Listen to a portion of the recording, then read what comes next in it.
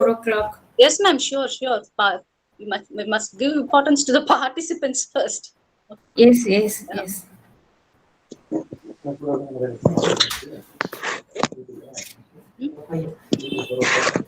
Fine. This will be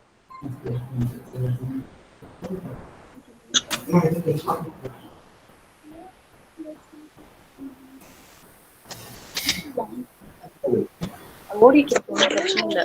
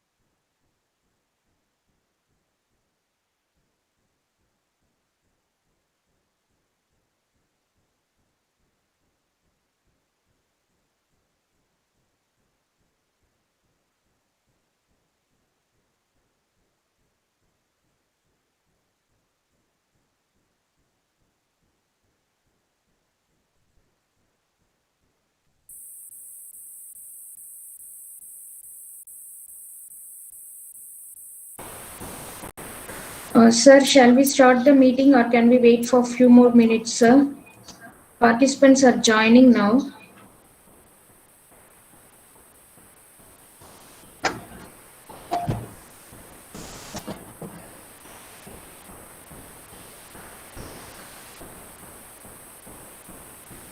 Sir, can we wait for a few more minutes for the participants to join, sir?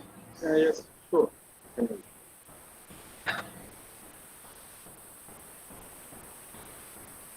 Just speak very good on that.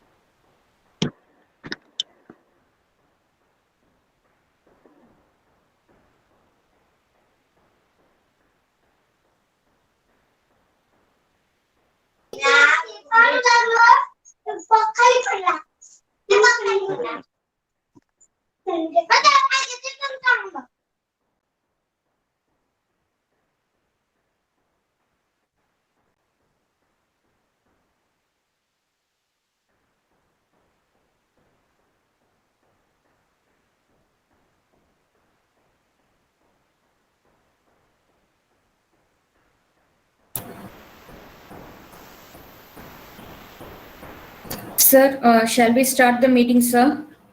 Oh, okay.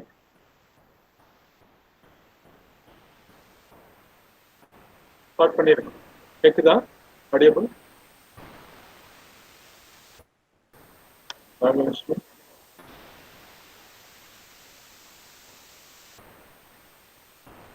Hello.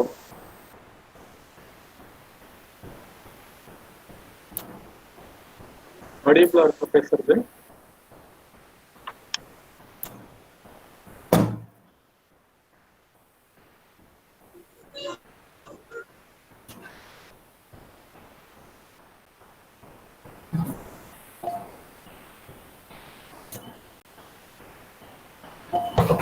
I welcome you all to this national level webinar. Let us start our meeting with the prayer song.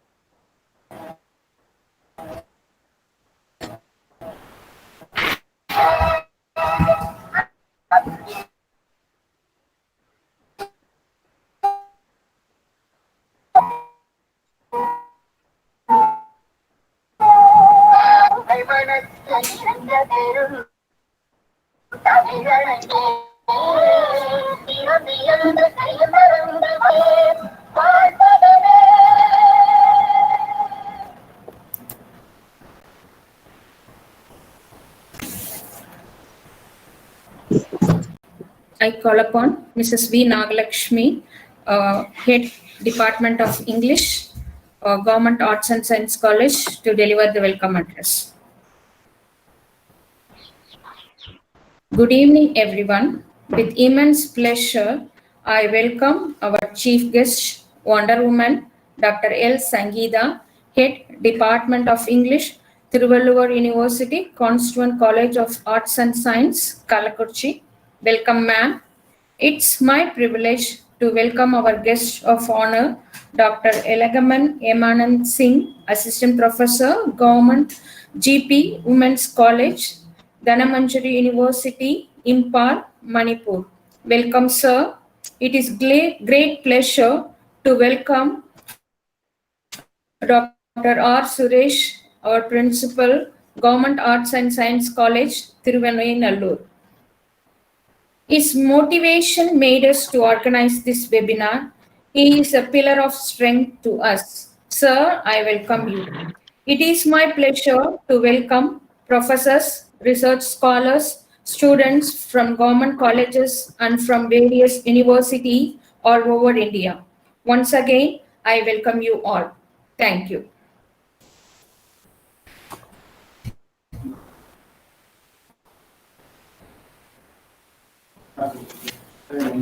Let it lighting a kuttu velakku.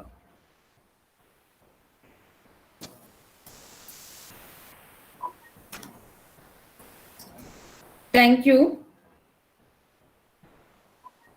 Now, I request our principal sir to deliver the presidential address. Sir, over to you, sir. Yes. Is it audible? Yes, sir. Good noon, Yes, sir, it's audible, sir. good noon, participants. As a principal of this college, I feel honored to deliver a presidential address for the national webinar organized by the Department of English of our college. It's my honor to thank the Higher Education Department, Secretary, Director of College Education, Director, Honorable Vice Chancellor of our Tiruvallur University, and the Registrar Sir of our Tiruvallur University. With their persistence, guidance, and support, we are stimulated to organize number of webinars, online FDBs, workshops, quiz programs, even in this pandemic situation. Next, my heartiest wishes to the Department of English, HOD ma'am, Mrs. V. Nagalakshmi, and her crew for consistently engaging in academic activities for the benefit of learning community. She is inspired teacher by all, and she is very good, caring like a mother. Dr. L. Sankita, head of the Department of English, Tiruvallur University, Arts and Science College, Kallakurichi, the resource person for the first session is about to express. One thing I wish to tell her about her is the right from the beginning of this lockdown. She is keen in organizing numerous webinars and FDPS. She can be rewarded as the highest contributor among Tiruvallur University faculty members. Welcome, ma'am. Thank you, sir. The next resource person with us is Dr. Elagban Hemanta Singh, Assistant Professor of English, GP Women's College, Dhanamantri University, Impal, Manipur. He is here to enhance the participants in selecting a suitable research topic for their project. It is very need of this day for the PG students and for the research students. He is a renowned academician in North India, but known little to us. I really thank the COVID-19 for helping us identifying such a great and eminent professors like him. I assure you, we take a valuable and worthwhile inputs in him at the end of the session. Literature is the area, actually, literature is the area where everyone is interested and inspired with their mind and soul. From prose to poem, the language flow of different authors, their descriptions, narrations are admirable. Everybody, even if not literature oriented, can enjoy its lessons by mere listening a drama, and a cinema, everything. Hence, participants, I greet you to enjoy the loveliness of Victorian criticism and enrich your knowledge with research methodology through this national webinar. Once again, I welcome you all. Thank you very much.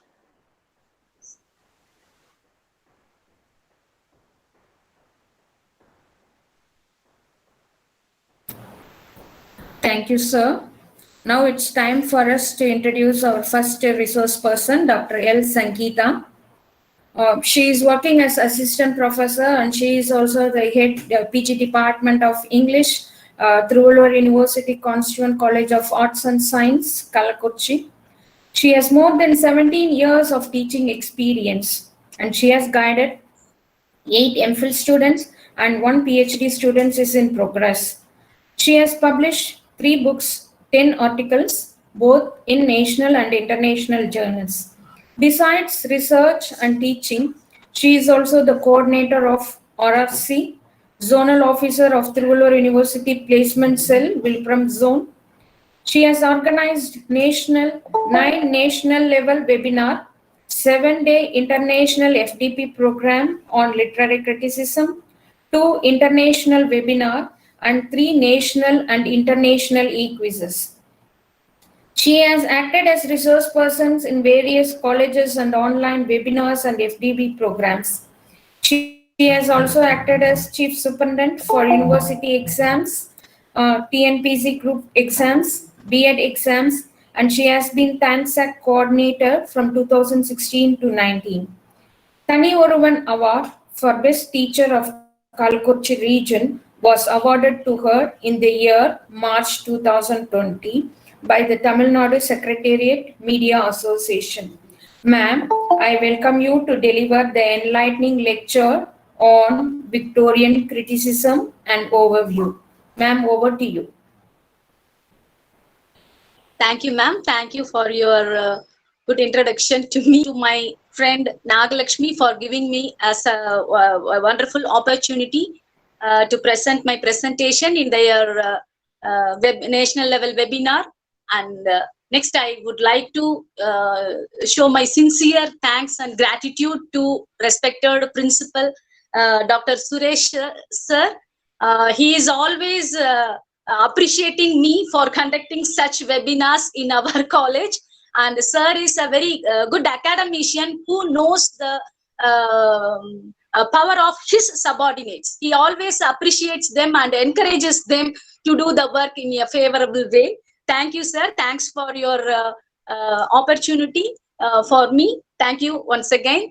And I would like to thank our Honorable Vice Chancellor and our respected Registrar for allowing us to perform such programs in this pandemic period. Thank you one and all. And let me start my presentation, Victorian criticism and overview. Slides. Victorianism was a 19th century cultural movement associated with middle class culture. As a cultural movement of the middle class, Victorianism opposed the extravagance and licentious living of the aristocratic sections of the English society, and at the same time critiqued the decadence and squalid ways of life which associated with economically backward sections of the society. The dominant cultures of Great Britain in the 19th century put a good date with the concept of puritanical. The word Victorian literally describes things and events in the reign of Queen Victoria from 1837 to 1901. In science and technology, the Victorians were progressive, but in religion, the Victorians experienced doubt and questioned institutional Christianity on a large scale. This doubt is reflected in the literature of the times. In literature and the arts, the Victorians attempted to combine romantic emphasis upon self, emotion, and imagination with neoclassical ones upon the public role of art and a corollary responsibility of the artist. But in spite of this attempt, Victorianism neither archived the emotional emancipation of the Romantics or remained constant with the severity of the neoclassicists. The Victorians, innovative and ready for change, especially in ideology, politics, and society, democracy, feminism, unionization of workers, socialism, Marxism, and other modern movements all began in this period. Darwin, Marx, and Freud were the three important thinkers of this period. Their theories influenced every field of thought in Europe and Britain. A number of radical movements, especially in religion, began in this period only. The Catholicism of the Oxford movement, the evangelical movement, and the rise of utilitarianism, socialism, Darwinism, and scientific agnosticism were all characteristically Victorian. However, Victorianism was most concerned with the quality of life question. This is reflected in the writings of Carlyle and Ruskin and the criticism of Arnold. In sharp contrast to this concern arose the empirical prose of Darwin and Huxley. The works of fantasy of George MacDonald and the realism of George Eliot and George Bernard Shaw added a rather skeptical strain to the writings of this period. The Victorians defined the life of man in terms of his sense of social responsibility. In this, they stand in contrast to their immediate predecessors, the Romantics. The 19th century experienced many intellectual currents like Romanticism and Realism and Marxism. This created an anxiety about how man was to cope with the rapid change. This and the inevitability of change are two contradictory impulses that appeared in most Victorian writings. All these changes had in fact begun earlier. The 18th century Enlightenment movement had stressed rationalism, toleration, a cosmopolitan worldview, and a respect for science. The 19th century continues to promote scientific thinking even as new scientific evidence came to call into question human rationalism and the orderliness of the universe. Freud's theory of psychoanalysis radically changed the way of mind was understood to work and undermined faith in human rationality through its new methods of study of the mind. In periodical theory, Max Weber emphasized the role of collective groups acting due to forces which were beyond their control, rather than the role of rational individuals as a major driving force in history. This was a blow to the romantic idealization of individuality. By the end of the 19th century, most of the non-Europe had become colonized.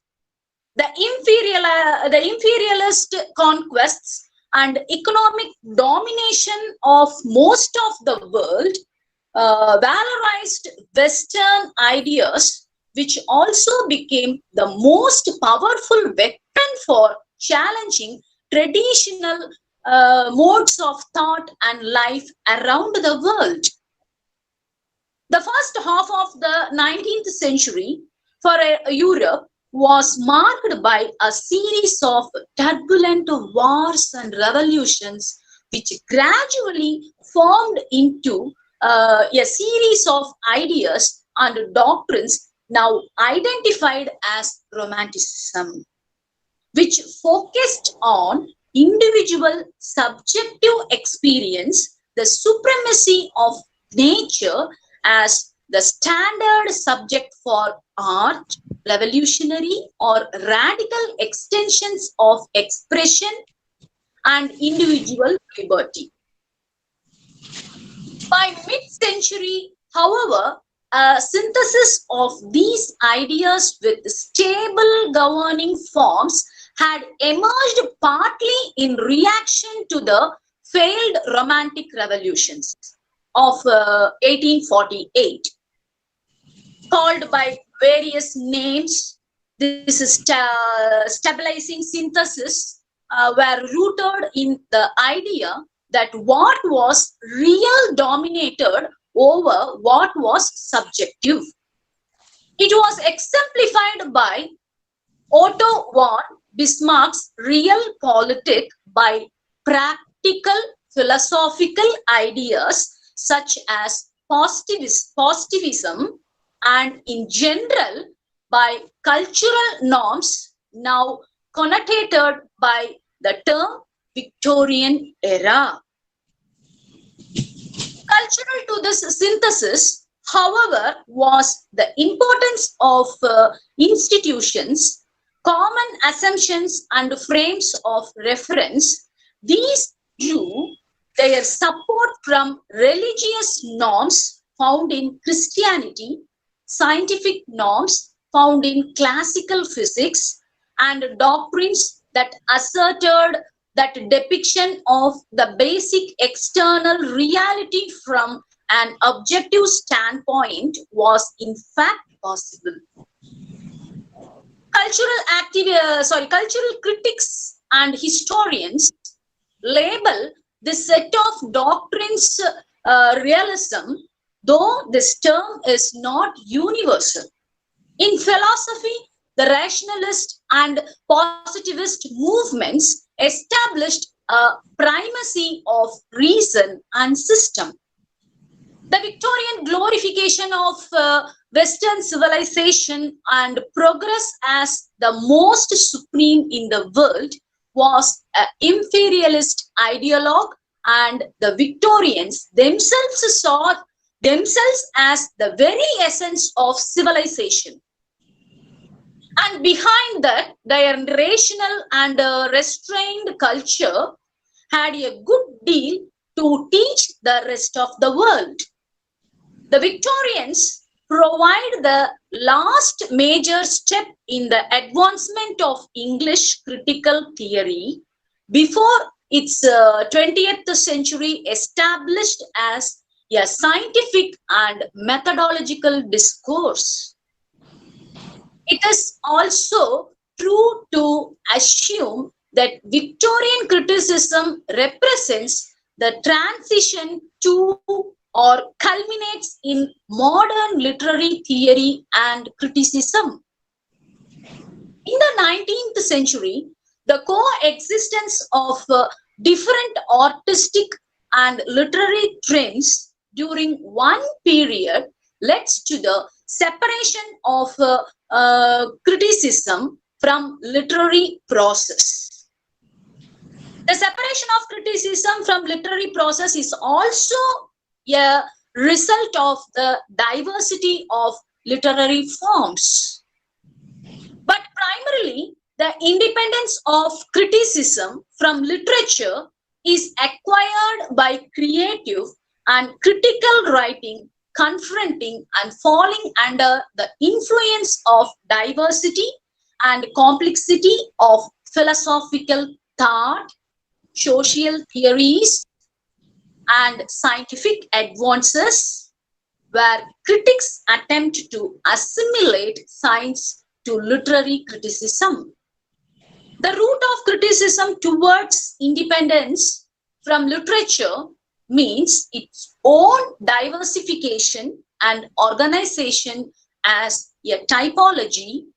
Although it is almost impossible to categorize Victorian criticism, it is Romantic theory still being influential, to which biographical, sociological, historical, positivist, realistic, naturalistic, impressionistic, aesthetic, moral, humanistic, and other types of criticisms are added. The diversification of the critical systems in the Victorian age is the result of the massive presence of different critical voices belonging to both professional critics like John Ruskin and writers critics like Walter Pater, Matthew Arnold, and Henry James. Among others, they are critics focusing on art and or literature, as well as metacritics providing critical commentary on criticism. This is it.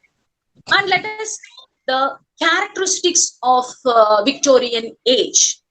The first one is Victorian realism. Coming down to the history of English literature, from the Romantic age of idealism to the Victorian era of realism, one experiences the feeling of a return from solitude to society, from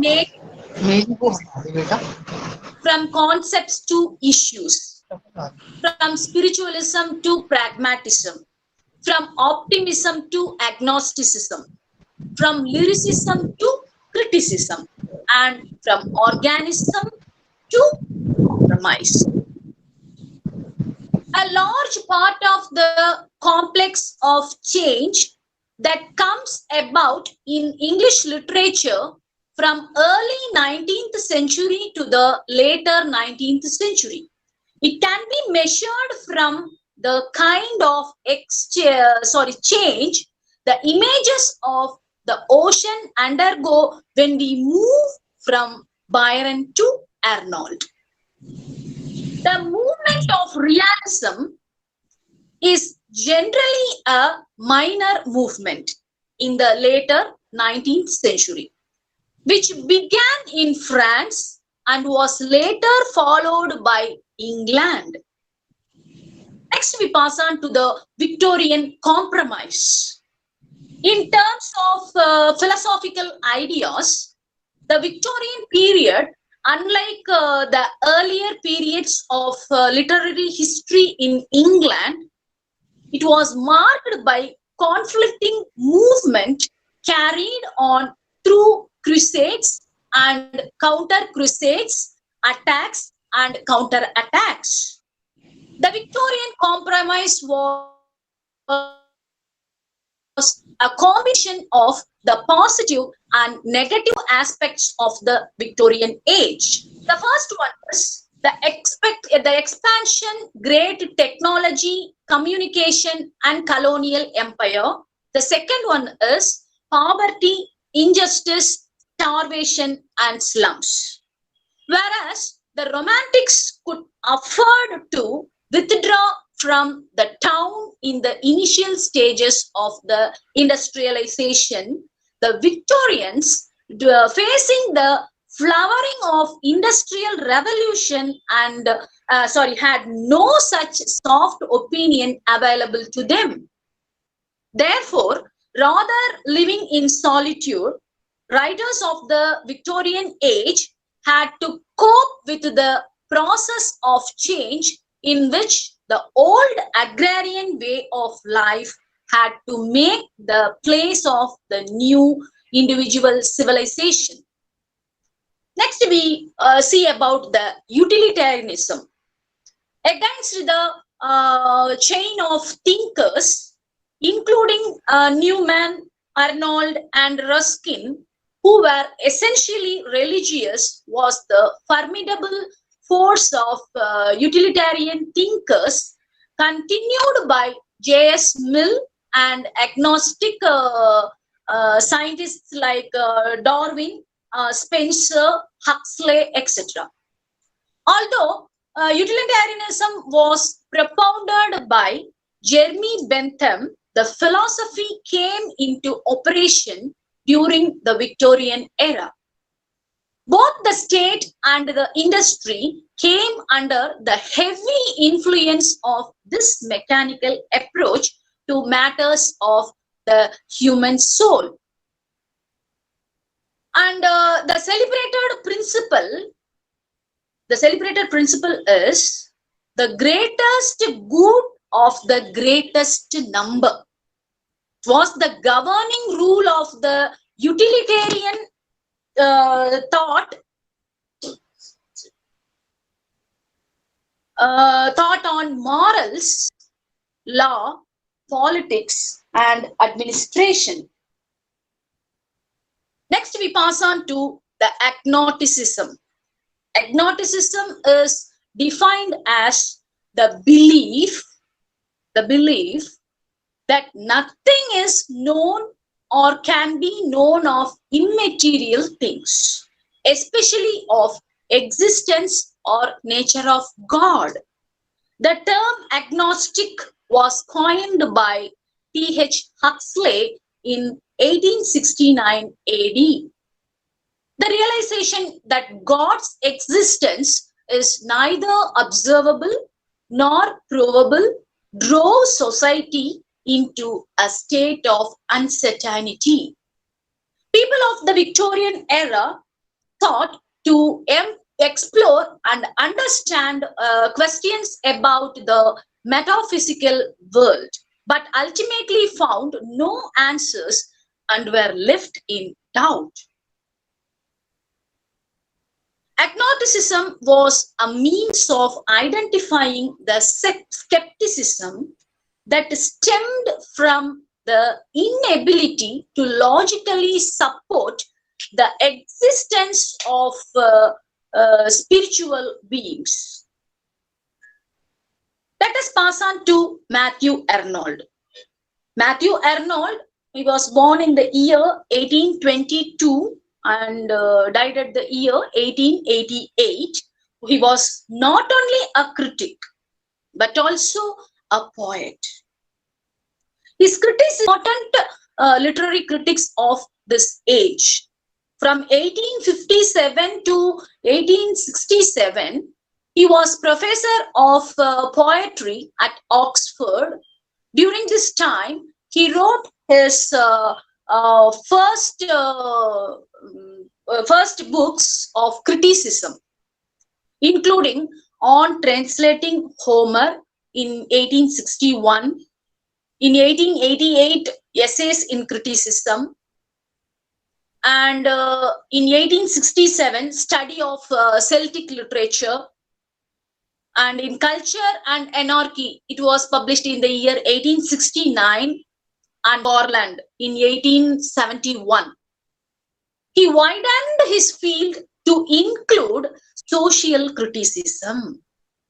Arnold's interest in religion resulted in St. Paul and Protestantism in 1870, Literature and Dogma in 1873, and last Essays on Church and Religion in 1877. In the 1880s, he gave several lectures in the United States, which were published as Discourses in America in 1885. The study of poetry was written as a preface to T.H. Ward's selections from the English poets, which appeared in a 4-volume series. A collection like the present with its succession of celebrated names and celebrated poems offer a good opportunity to us for resolutely endeavoring to make our estimates of poetry real. And it have sought to point out a method which will help us in making them so, and to exhibit it in use so far as to put anyone who likes in a way of applying it for himself. Thus, Arnold states what his intention is in the essay. His intention is to demonstrate how to form real estimates of the English poets.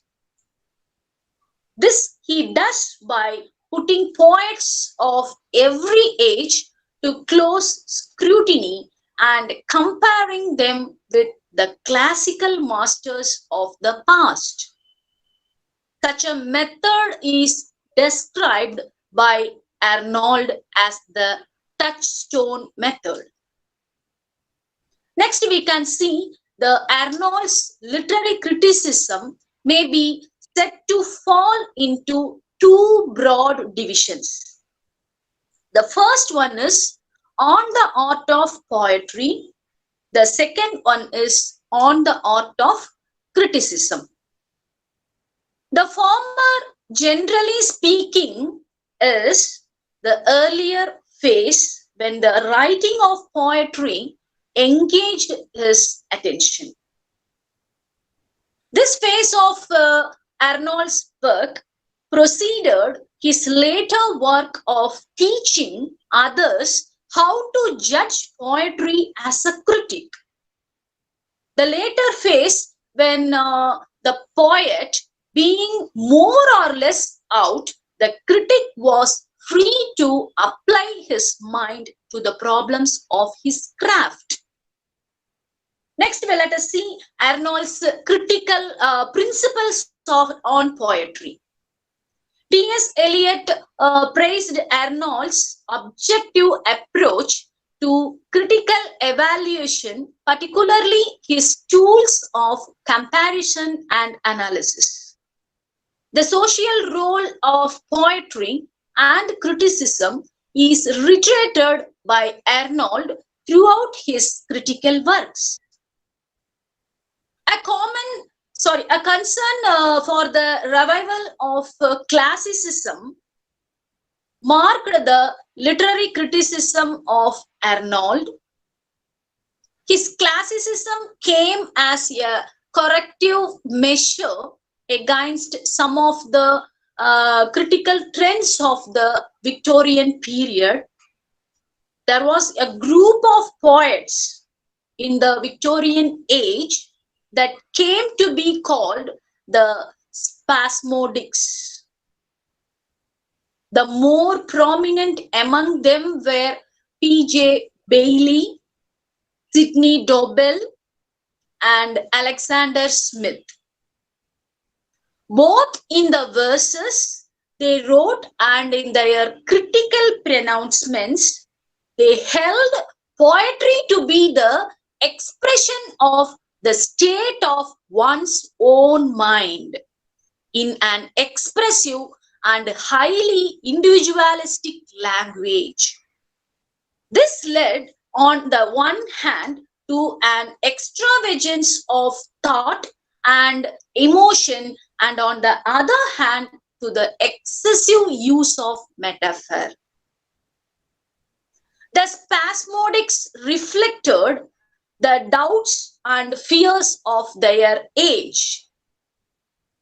The Spasmodics believed that ancient subjects had their day, and that it was the business of the modern poet to choose modern subjects. Arnold, painfully aware of the havoc wrought by science and the Industrial Revolution in his own age, thought otherwise. But the business of the poets, he believed, was to act as a guide to life. The trend out that the Spasmodics and had initiated disturbed conservative thinkers like Arnold, who felt it his moral duty as a writer and critic to urge the need for good taste in reading and high ideals for living. Dissatisfied with the poetry of his age, Arnold directs his attention to the models which might serve in its hour of need. In this essay, he demonstrates two features. The first one is the method by which a good and great poet is recognized. And the second one is his own estimation of the English poets in terms of his own prescription. In this seminal essay, he says that poetry alone can be our sustenance and stay in an era where religious beliefs are fast losing their hold. Arnold could not conceive of poetry as something apart from life. It was a serious preoccupation with the art of living itself. Arnold rejects the attitude that art exists for the sake of art alone. To Arnold, poetry was the criticism of life under the conditions fixed for such criticism by the laws of poetic truth and poetic beauty. He claims that poetry is superior to philosophy, science, and religion. Religion attaches its emotion to supposed facts, and the supposed facts are failing it, but poetry attaches its emotion to ideas, and ideas are infallible. Science, in his view, is incomplete without poetry. He recalls Wordsworth's view, which was stated in the preface of the lyrical ballads, that poetry is the breath and finer spirit of knowledge. In the study of poetry, it was published in the study of poetry, 1888, which opens his essays in criticism, second series in support of his plea for nobility in poetry. Arnold recalls Saint Beuve's reply to Napoleon, when later said that charlatanism is found in everything. Saint Beuve replied that charlatanism might be found everywhere else, but not in the field of poetry, because in poetry the distinction between sound and unsound are only half sound, truth and untruth, or only half truth between the excellent and the inferior is of paramount importance. There is no place for charlatanism in Arnold's vision of the nature and function of poetry. To him, poetry is the criticism of life governed by the laws of poetic truth and poetic beauty. It is in the criticism of life that the spirit of our race will find its stay and consolation. The extent to which the spirit of mankind finds its stay and consolation of proportional to the power of poems criticism of life. And the power of the criticism of life is in direct proportion to the extent to which the poem is genuine and free from charlatanism. The study of poetry cautions the critic that in forming a genuine and disinterested estimate of the work of the poet under consideration, he should not be influenced by historical or personal judgments. Having established the importance of poetry, he proceeds to warn us against two fallacies in our judgment of poetry: the historic and the personal. Setting aside these two kinds of estimates, the personal and the historical, the poet has to make a real estimate. Thus, Arnold outlines three ways in which poems may have importance to the critic and the reader. The first one is they may count to historically. It's leading to the historical estimate. And second one is they may count on grounds personal to ourselves. It's leading to the personal estimate. And third one is they may count to us really. That is leading to the that also leading to the real estimate. Eliot is indebted to Arnold for his classicism and for his objective approach, which paved the way for Eliot to say that poetry is not an expression of the writer's individual personality, but an escape from the personality, because it is not an expression of emotions, but an escape from motions. Although Arnold disapproved of the Romantics' approach to poetry, he also shows his appreciation the Romantics in his essays in criticism. Assessing Wordsworth, he says that nature herself took the pen out of his hand and wrote with a bare, shearing, penetrating power. Arnold also valued Wordsworth's poetry for its strong ideas on the role of nature in man's life. In an age when populist literature satisfies the taste of the common man, there is the danger that the classics will become insignificant. Arnold, however, is sure that the supremacy of the classics will be preserved in the modern age, not because of conscious effort on the part of the readers, but because of the human instinct of self-preservation. Even if good literature entirely lost currency with the world, it would still be abruptly worthwhile to continue to enjoy it by oneself.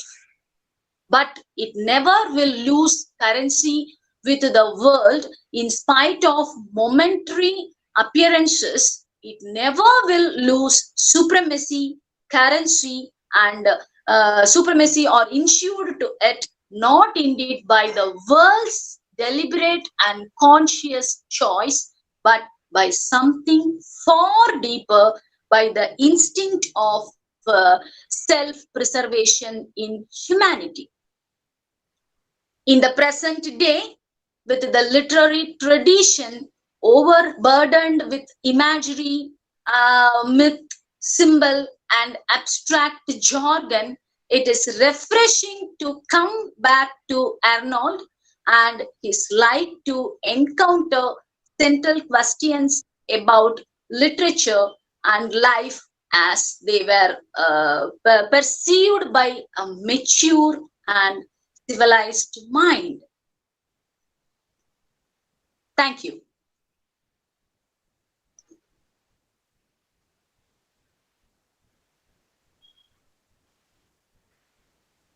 Thank you. Thank you so much for Thank you, ma'am. Yes, ma'am. Thank you for your very enlightening and informative talk.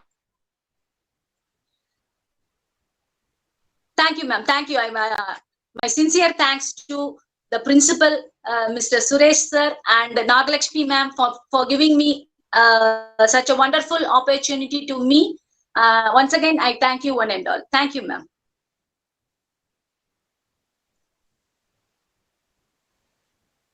Thank you, ma'am. Yes, ma'am.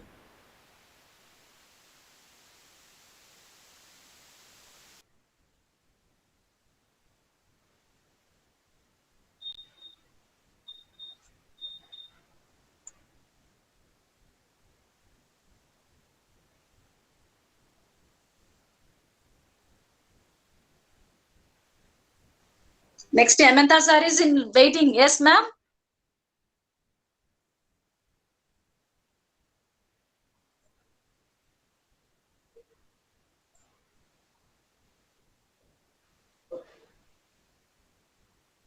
Yes, sir, you're audible.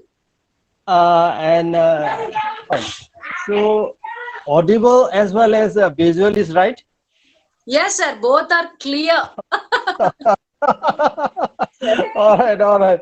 Anyway, so please, Madam Nagalakshmi, Madam, please you first start, then I will. Otherwise, Madam, Nagalakshmi ma'am. hello, Ma'am, hello, I think Madam. there is some problem in her line, I think. Ma'am, can you hear me? Am I audible now? Yes, ma'am. Yes, now you are audible. You just introduce Hemanta sir. Okay, ma'am. I'll just. Okay, ma'am.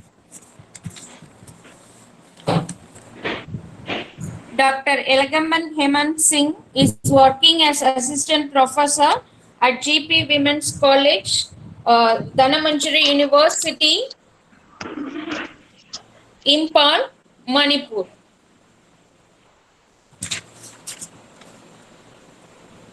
He has more than 15 years of experience teaching both UG and PG students. Ma'am, am I audible? Yes, Madam. Yes, audible. Yes, okay.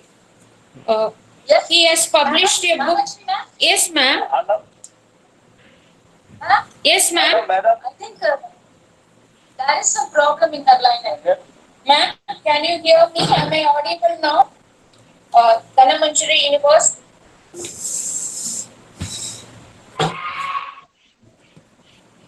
Yes, ma'am. Yeah. He has published a book on John Steinbeck's novels, A Critical Understanding, and also edited 2 books, one on John Steinbeck and another on Girish Karnad. He has published more than 26 papers in both national and international journals, and also more than 10 papers in UGC approved e-journals. He has presented more than 30 papers in both national, international seminars, conferences, and e-workshops. And also he has acted resource persons in various webinars and e-conferences. Next month, he is going to present a paper on feminist readings of Shakespeare's text, a presentist approach at Higher Education and Research Society, Mumbai. Besides this, he has written articles in local newspaper also. Sir, I kindly request you to deliver your lecture on research methodology, selection of your topic. Welcome, sir. Hello, thank you. Is audible, Madam? Yes, Hello? sir, you are audible. Okay. First of all, I would like to thank the principal Dr. R. Suresh, Principal, Government Arts and Science College, Tirudu Ben Nalu. And the second, I would like to thank Madam V. Nagalakshmi, convener and organizing secretary of this one-day national level webinar. And he also, I saw the head of the department of the Department of English of this college. So today, my topic, research, methodology, selection of a topic. So as I have this topic, so before I start this to the point of selection of a topic, when we do a research. So I have divided this topic into four divisions. So first I will start with the research. Then I will come to the next second division, a researcher. Then the third section, I will come to selection of a topic, how to select. So before the first, how is research and how to become a research. So unless these two procedure, a researcher could not select a relevant topic. Then after selection of topic, then how to write a synopsis. Then after writing a synopsis, then how to write a thesis. So it's a pretty long process. So this is a connection. So unless a researcher know what is meant by research, so I will define not according to the definition given by so many uh, authors, so many dictionaries have given, but I will not go into that definition. So I'm giving a very simple, so that any scholar would understand what is research. It is nothing but an attempt to make from the known area to the unknown area. So a research scholar should know the very area, from very area to go to the unknown area. Then he would go to the problem and he will find solution. This is one point of what is research. But another definition I will give you, very simple. So it is a systematic, scientific, critical investigation. So what type of investigation? For gaining a purpose. What type of purpose? To gain a new knowledge. So a research is nothing but from the known area to the unknown venture to gain, to develop, and to venture to find a new area. That is called a research. So as you know, to go a research, some of the points to be very important to know. So when you go to the research to find, so some of the points have to be, there are something which is called don'ts and do's. So when you know all these things, you can do very simple thing.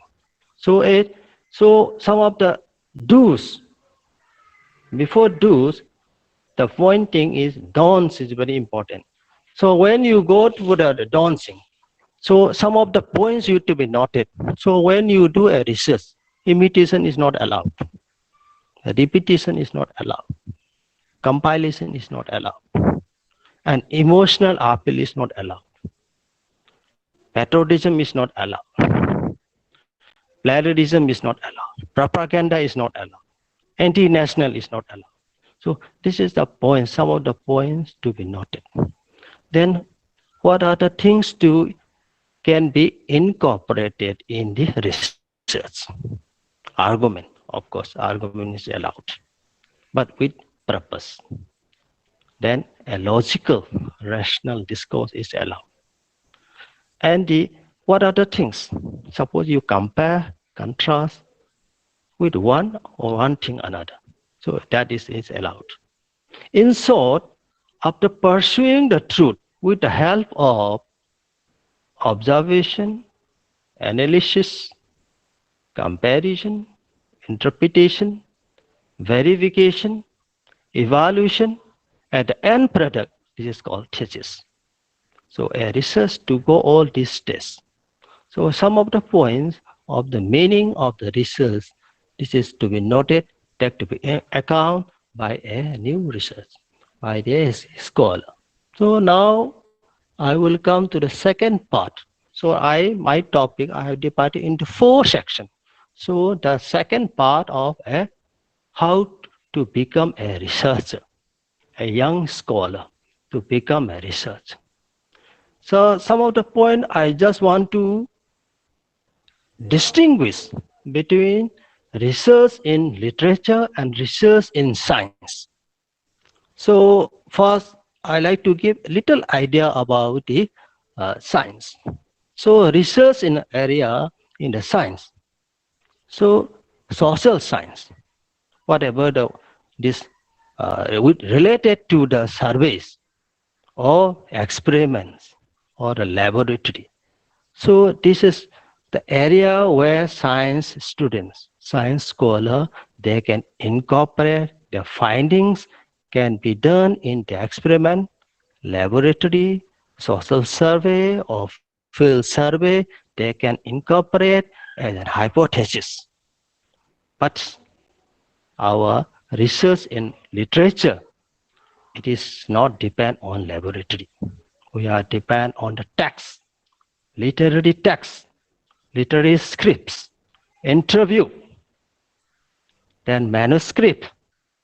You can anything you can incorporate on your research. Literature is imagination. It is we cannot incorporate. We just feel like science laboratory. So this is the area it is a difference between research in science and research in literature. Because science students or science scholar, they have to depend on the field survey or experiments and laboratory. They can give this finding can give as an hypothesis, but we as a students of literature, we cannot do that. This is the area different between research in literature and research in science. So after this next point, I will give about a research. So what is our part? Because we cannot do laboratory, we cannot do experiment, then our part is to incorporate. The second point is reader's response. So what is my reader's response? So that means as a researcher, before beginning to select a topic, he or she need to read. A pre-reading is essential because like reviews, critical interpretation, like relevant theory, so many things, because unless you know the area very well, you cannot go to the unknown area. So this is better. I would like to advise to the new scholar, please, pre-reading is very essential. And a reader response is nothing but a critical interpretation. But your critical interpretation is from where you do get? From the primary text, secondary text, this secondary source or primary source. And then you what to do? And the review, then the interview, then the journal. So there are many things you can take into account, because this is our part where we can get this sort of information, a resource. But then third point I would like to add, how to become a researcher. The third point is When a research doing particular topic selecting, so before selecting, one should know the area very well. If you know area very well, you can go to the unknown area very firmly, comfortably, confidently. So, for example, let me give you one example. Suppose a person, a scholar is going to do on the T.S. Eliot. For example, I'm giving such example. Or if you want to do a on the works of Japan, just giving example. Because in these two, three authors, just giving example in just they use the image or the symbol or the metaphor. They use the city as a hub. So, but whereas in the modern period, post-colonial period, the city's significance is different. So this type of interpretation, because the author they use the word, what we know is quite different in the reality. Their imagination is quite different. Their connection with the different metaphor, different image, different symbol they use. So a broad reading is very important. This is the point we should take into account. Then the another point I would like to add how to become a researcher. The next point is, so example I just give you from the just one example. So research is nothing the pursuit of meaning suggested in literature, any work of art. So the pursuit of meaning suggested in literature is different from the reality. So this is the meaning we have to find out, because literature is a dialogue. Please do understand. Literature is a dialogue.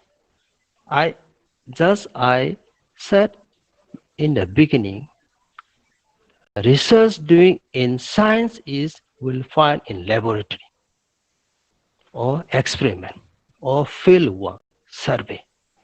But our doing research in literature is imagination, science. So language is a sign. As Fernandez also said, what is language? Language is a system of signs. So we need to find out to signify and signify. Signify and signify are different. When you connection a tree is not a bottle, a tree is not a pen. Similarly, that I just giving an example. So literature is different from the science in that perspective. So when you do a literature, because literature is from where we get dialogue, because interpretation, because from the text, what the poet, what the author said in the language, in the word, is quite different from our reality. So this is the system of language. So we have to find that perspective from. So now I will turn to the next of the issue of the when you do a research, we must know the point of the research has to become whether the guide is or her supervisor, whether a research, whether the guide, whether she or he is a knowledge, a capability, whether suppose a researcher selected a topic on linguistics and he or she's guide or supervisor is not uh, very familiar, then it will be very difficult. So that should be kept into mind to take into account while taking selection of the topic. This is the point I would like to suggest. Now I will come to the selection of topic. This area to the topic of my lecture. here I would like to confine more time. So one should, I mean, a young scholar who wish to do research, so he or she choose a topic which is very familiar or must be a very interest. So he or she has an interest. Interest is very important. Curiosity is very important because we human beings born with curiosity, interest. We are some sort of curiosity to find new idea, new venture. So we have all inborn with this curiosity. So a researcher has to have, he has to or she has to have an interest where he or she can find maximum interest. And the second, when or selected a topic should be interesting to the readers. Who is readers? You see, the readers is the board members, but the expert, because after all, they will be considered by the selection committee. Or after going submitting the thesis, the expert will examine. So readers will have to interest. So when you're selecting a topic, should must also consider about the others. So why I say so? Because her duty or she or her duty is to find some possible solution. What type of possible solution to the problem? Because what is the, because research is a problem and your job is to find solution. From the just in the beginning I have said research is nothing from the known area. Known area means interest area. From known area to the unknown. And you have to find a solution. That is called research. So how to do a research? How to solve the problem? By systematic. That is why research is systematic. You can't do whatever you like or I like. That is not allowed. There is system. There is systematic. So opinion, argument, but he or she should present a paper. So how to do it? So before selecting a topic, this is very essential. A new scholar, he or she should attend or do write paper or do attend seminar or do attend conference or workshop. Why do I say so? From there or writing or do attend, from where the researcher, the young scholar would find very relevant topic or confident or relevant topic will find. Whether from the lecture also, even my lecture also, some others lecture also, like we are organizing webinar. From here also, a new scholar can find a relevant topic. So very essential. And this is the point, number one. Second point is, as I said, interest, curiosity. What do you mean by curiosity? What do you mean genuine curiosity? Genuine interest. Because where do you get the interest or where it is? My simple answer is certainly pre-reading. So I said pre-reading or a bus reading before selecting a topic. A researcher, he or she has to read a vast amount of what he or she like to do, the area, the selection of area, from where she would get a topic. Unless you don't read the vast area, you cannot find a relevant topic, what she wished to do or he wished to do. From different perspective, whether, say example, maybe from the articles, research article, maybe from the books, from somebody has already done PhD topic which is very relevant to he or she wants to do. Maybe she or he wants to present different perspective. From there also she can or he can learn. They're very important topics while selecting. So this is the area before selecting a topic. Pre-reading is essential. Pre-reading, because idea from where that area, from the pre-reading, from attending seminar, conference, workshop, and bars of reading, from there a research scholar would find a suitable, a relevant topic, and she would go to the further to do a research. This is the point. So by pre-reading means provide an essential curiosity, because unless you read, unless you go to the particular topic, well, how to get your curiosity interest? Because from where do you read, from where you find? So suppose when if you are interested particular topic, so if you find some books or some from the internet, or just I'm giving a resource for information.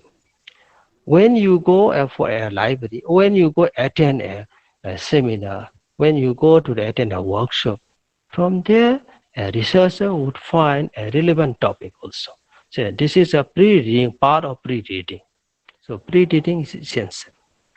Then I will come to the point of finding of the topic, how to select.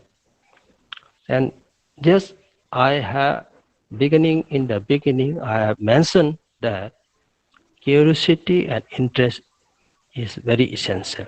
But let me tell you, the area you would like to select should not be unknown, should not be completely alien. If you're alien, you can't go to, you can't solve. Because as I said in the beginning, from research is nothing from known area to the unknown. So this is the called research. If you don't know anything about from the beginning how you find or how you solve the problem, how you do the research. So known is very important, but it should not be completely alien. It should not be unfamiliar. So the first thing is you know little bit about, but you should not be fully very well. If you know very well about the area from the beginning, then your interest, your curiosity would not be there.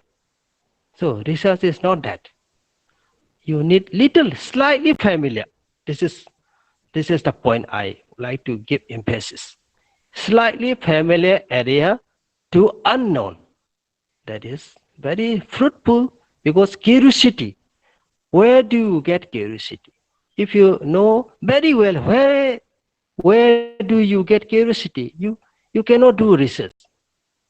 So you should know little bit about, slightly familiar the area from the beginning. Then I think the curiosity to know fully, that will help you your research.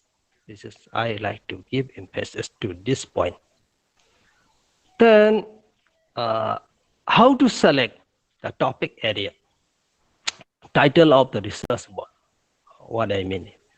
So the topic, the title of the research work should be very clear, very precise, because topic and the end of your thesis conclusion should be a single line. Because if you say something in the topic and your conclusion is different, then that is not research. So at the end you will be wasting your time. So title is very important. Once you selected the topic and you submitted to the synopsis for this synopsis, it is a proposal. Thus I propose. Synopsis is nothing but a proposal topic. So asking to the board member to accept this. This is a proposal. So selecting title of the research work should be very precise, very precise. You cannot uh, say something and doing something at the end, your product is static. That cannot be done.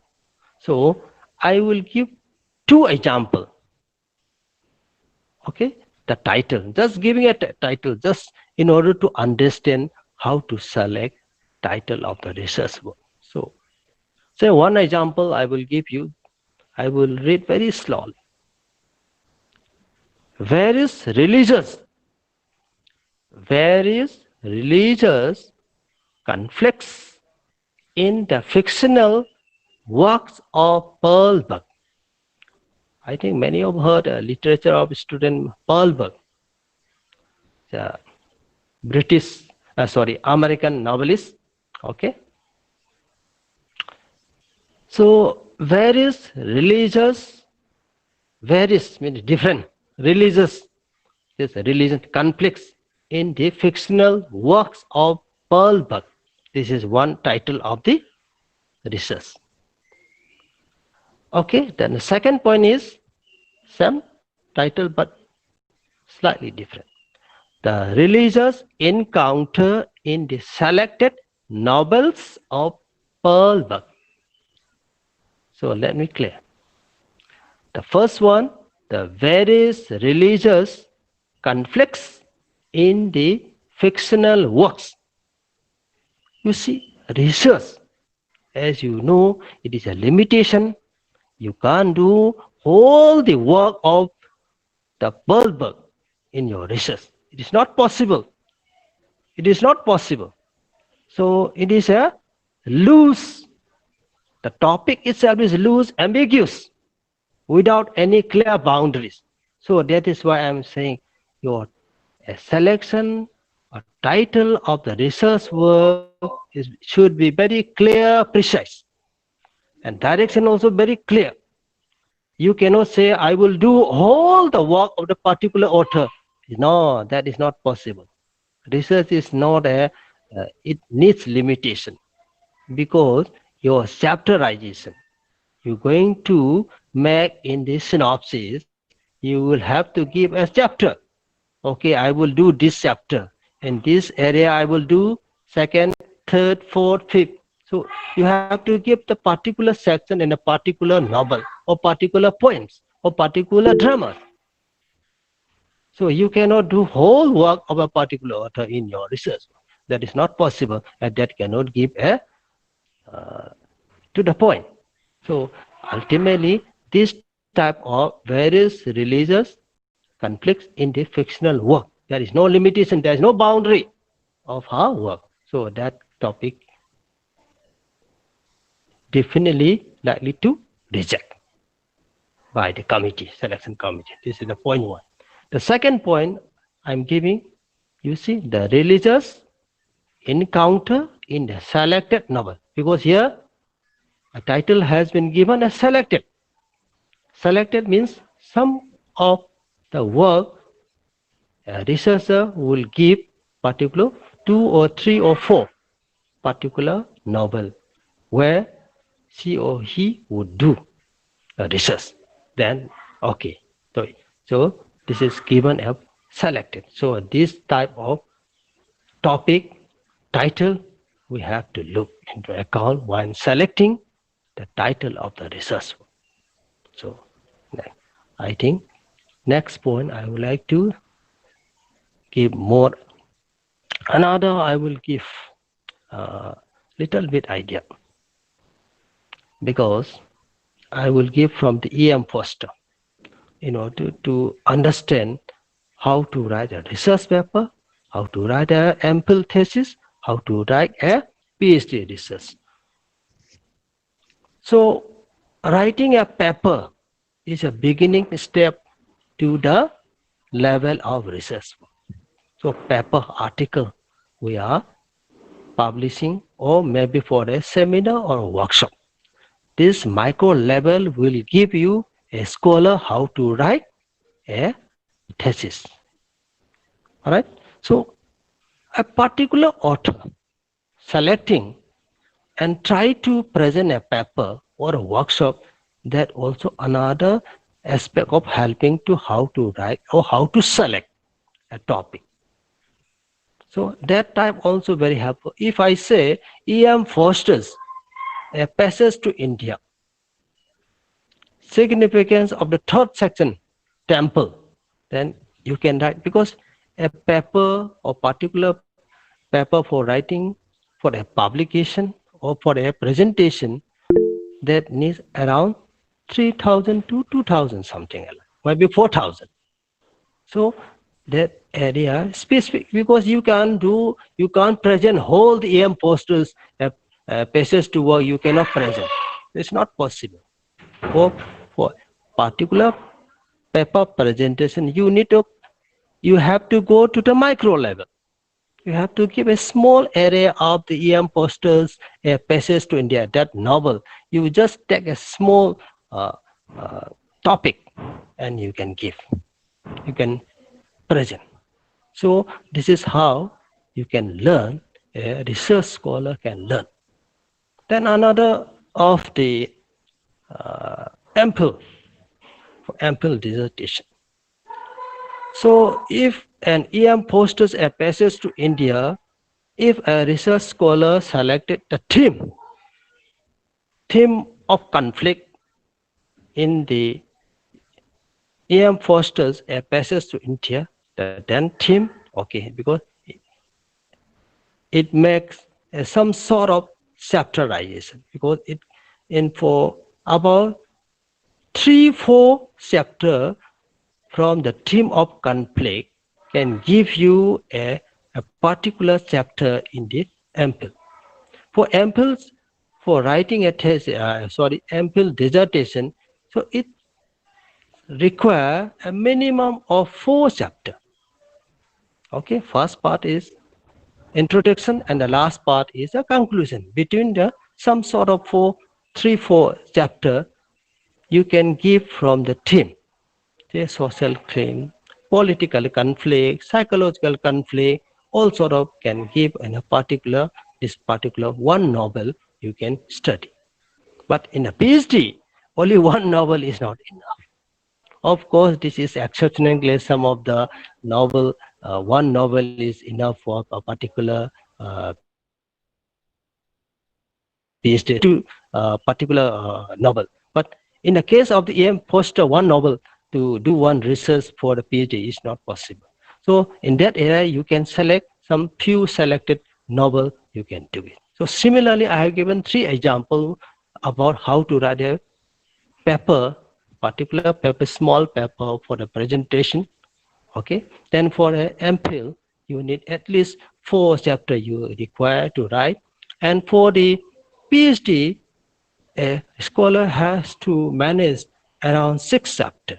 Sometimes, in my case, I did 8 chapters. So nowadays, making short. So up to the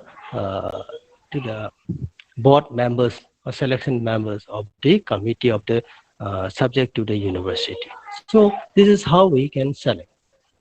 Now I will come to the about the after some sort of selecting, how to select. I have given little idea how to select a novel.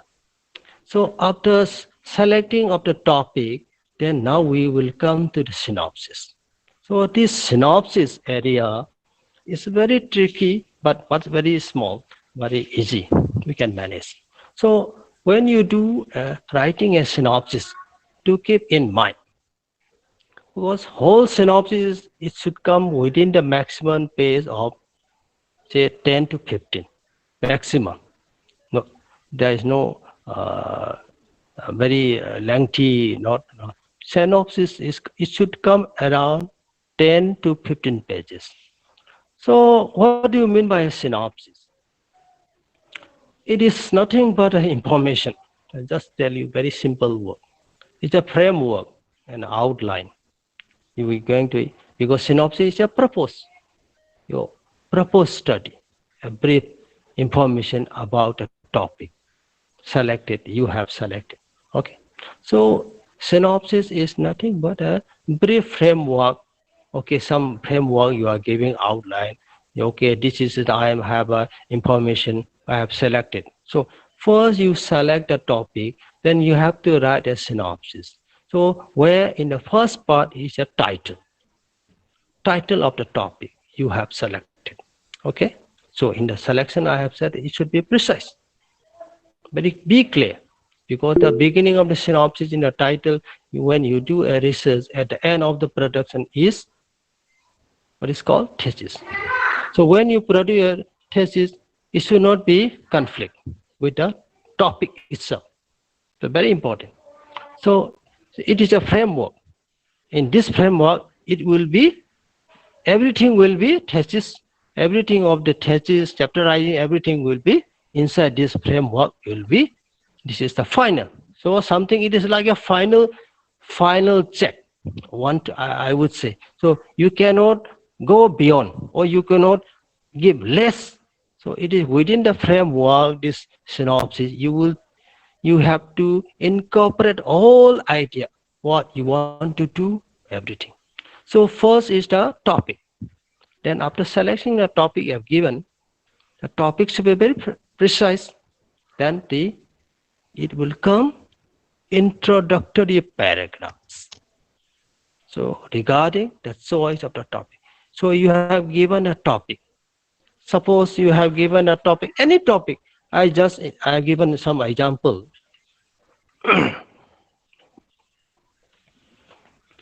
Any topic. Suppose when you select a topic, example, then after topic, the topic, it may be anyone. So if you select a particular, as I mentioned in earlier, say example of the fictional world of T.S. Eliot. Okay, the fictional world of T.S. So you are going to what? The topic, you will look from the modernist perspective. Okay, so now you have modernist or post-colonial perspective. Then now you have using the tool method. So you cannot go beyond that. You have to look from the post-modernist perspective. Okay, so T.S. Eliot himself is modernist. Okay, you are going to look from the post-modernist perspective. T.S. Eliot's fictional work, okay, or his poetry, looking through from the post-colonial perspective. Then your title is very specific. So you cannot go beyond, or you cannot get less important. So after giving introductory paragraph regarding the choice of the topic, because why do you have chosen the topic? So you have to give in the introductory paragraph.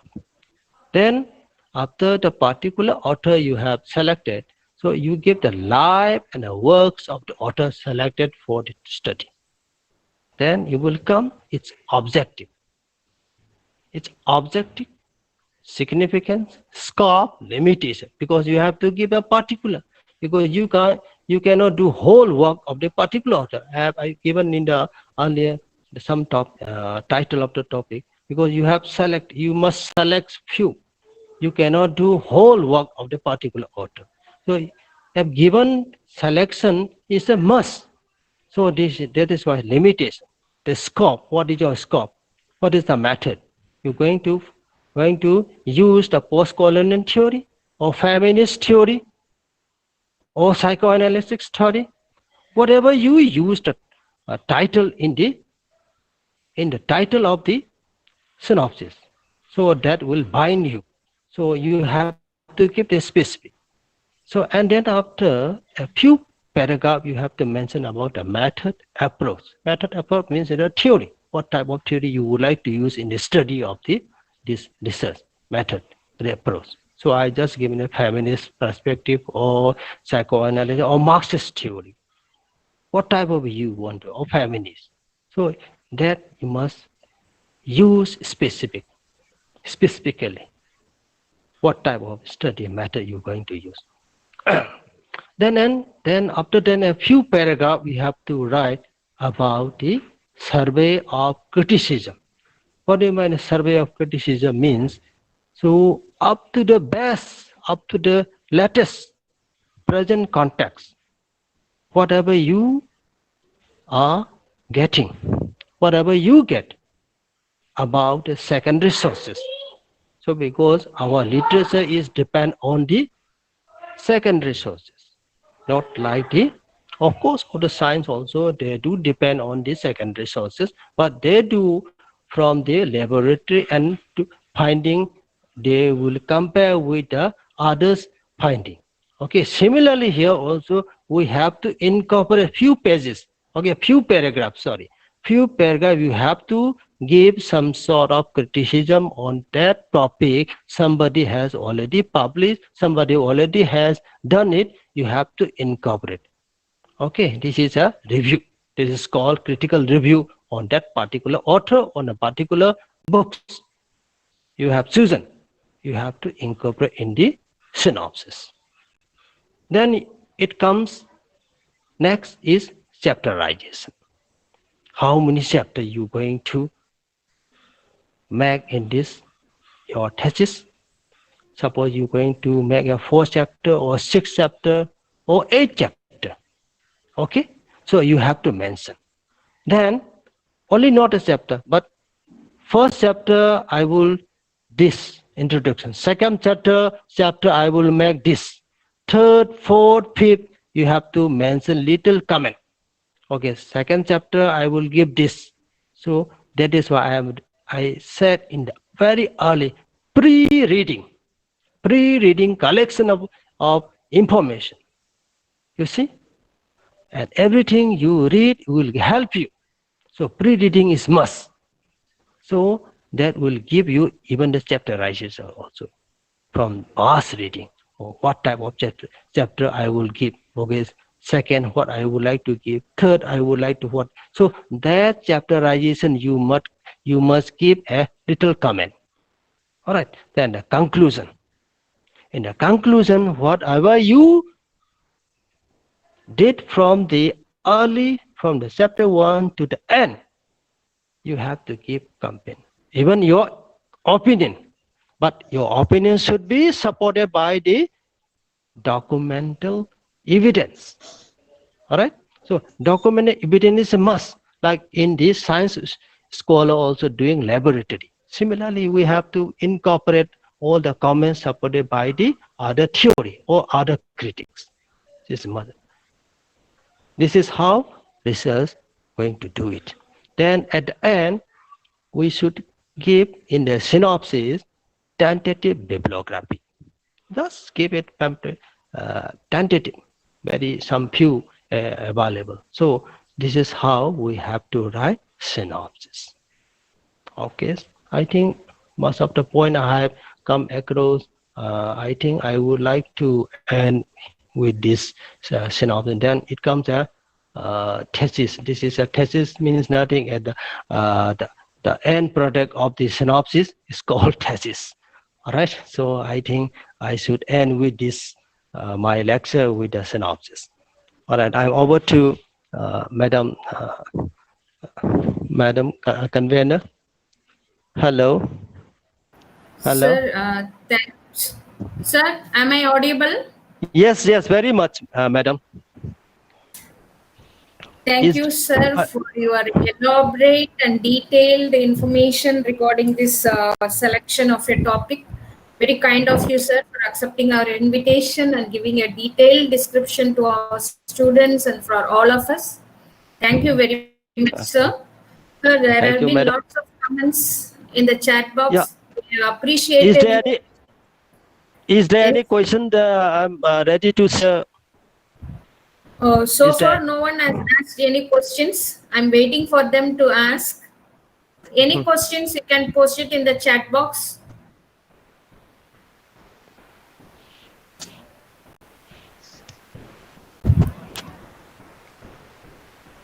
Please post your question in the chat box. Let me add one. Yes. How to avoid plagiarism?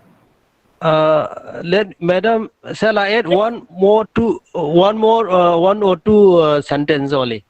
Yes, sir. Yes, sir. Please, sir. As far as our literature is concerned for research, you see, we can incorporate whatever, like even interview, even the email, even whatever this manuscript or any sort of.